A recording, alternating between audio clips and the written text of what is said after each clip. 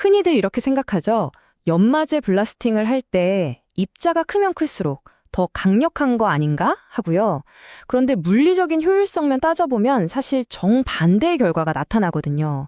오늘 이 시간에는 왜 더 작은 입자가 더 빠른 세척 속도를 내는지 그 과학적인 원리를 네 가지 핵심 요인으로 나눠서 한번 살펴보겠습니다. 블라스팅 효율은 결국 이 두 가지의 대결이라고 볼 수 있습니다. 하나의 큰 입자가 내는 강력한 한 방의 힘이냐, 아니면 수천 개의 작은 입자들이 만들어내는 누적된 효과냐. 물론 직관적으로는 저 큰 입자의 힘이 더 우세히 보이죠.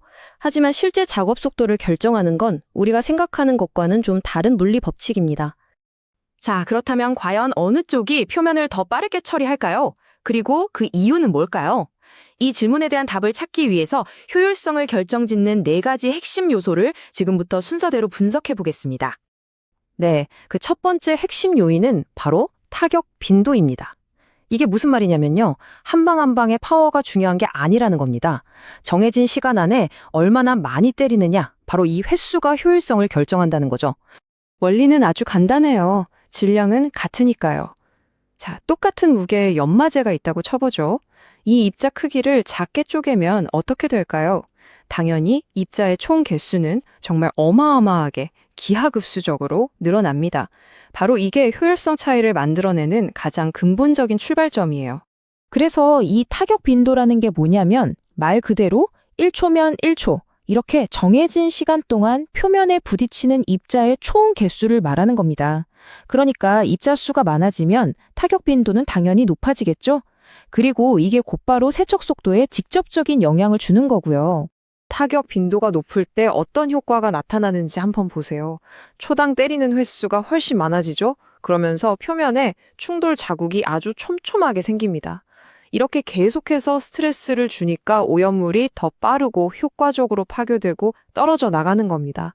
이게 바로 효율성을 높이는 첫 번째 비결인 거죠.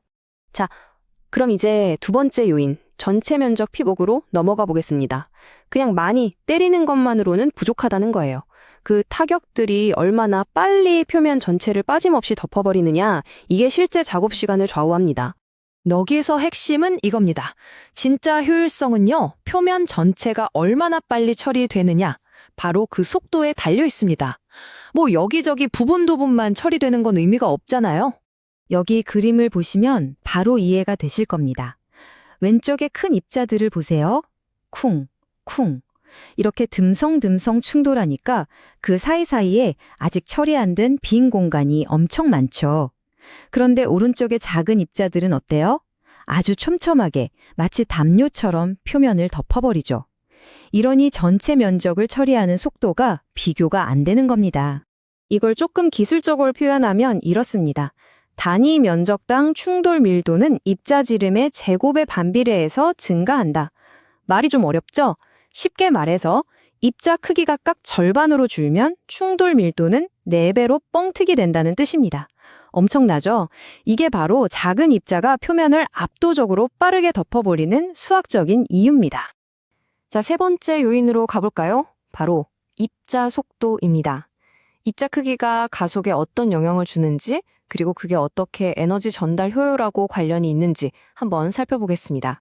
물리 법칙을 생각해보면 간단합니다. 작고 가벼운 물체는 어때요? 살짝만 밀어도 휙 날아가죠.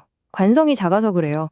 반대로 크고 무거운 건 밀기가 어렵고요. 입자도 똑같습니다. 작고 가벼운 입자는 공기 흐름을 타고 아주 쉽고 빠르게 가속이 됩니다. 똑같은 공기압을 쏴줘도 작은 입자가 훨씬 더 빨라지는 거죠. 이 그래프를 보시면 그 차이가 정말 확연하게 보입니다. 보세요. 10마이크로미터짜리 아주 작은 입자는 노즐을 떠날 때 공기 흐름 속도의 80% 이상까지 속도가 붙습니다. 그런데 저기 1000마이크로미터짜리 큰 입자는 어때요? 거의 가속이 안 되죠. 그냥 공기 흐름에 질질 끌려가는 수준입니다. 우리가 학교에서 배웠잖아요. 운동 에너지는 속도의 제곱에 비례한다고. 그러니까 속도가 조금만 빨라져도 충돌할 때 전달되는 에너지는 훨씬 더 커지는 겁니다. 중요한 건 입자의 질량뿐만 아니라 이 최종 속도, 이게 에너지 전달의 핵심 변수라는 걸 꼭 기억해야 합니다. 자, 이제 드디어 마지막 네 번째 요인입니다. 바로 미세 정밀도. 작은 입자들이 어떻게 표면에 아주 미세한 구조까지 처리해서 더 완벽한 세척을 가능하게 하는지 한번 알아보죠. 우리가 보는 표면이 사실 맨들맨들한 게 아니죠. 현미경으로 들여다보면 아주 작은 틈이나 균열 같은 것들이 엄청나게 많습니다. 근데 큰 입자들은 어떨까요? 그냥 그 위를 쓱 지나가 버리는 거예요. 그 안에 숨어 있는 오염물은 전혀 건드리지도 못하는 거죠. 하지만 작은 입자들은 얘기가 다릅니다. 이 녀석들은 바로 그 미세한 틈 사이로 쏙쏙 파고 들어가서 거기에 꽉 박혀 있는 오염물까지 긁어내는 거죠. 그러니까 당연히 훨씬 더 높은 수준의 청결도를 얻을 수 있고 목표치에 도달하는 시간도 그만큼 빨라지는 겁니다. 자, 이렇게 네 가지 핵심 요인을 통해서 왜 작은 입자가 더 효율적인지 알아봤습니다. 이제 이 모든 내용을 종합해서 블라스팅 효율에 대한 황금률을 한번 정리해 보겠습니다. 정리해 볼까요? 연마 효율을 결정하는 네 가지 기준. 첫째, 타격 빈도를 높이는 것. 둘째, 표면 전체를 빠르게 덮는 것. 셋째, 입자 속도를 최대로 끌어올리는 것. 그리고 넷째, 미세한 부분까지 정밀하게 처리하는 것.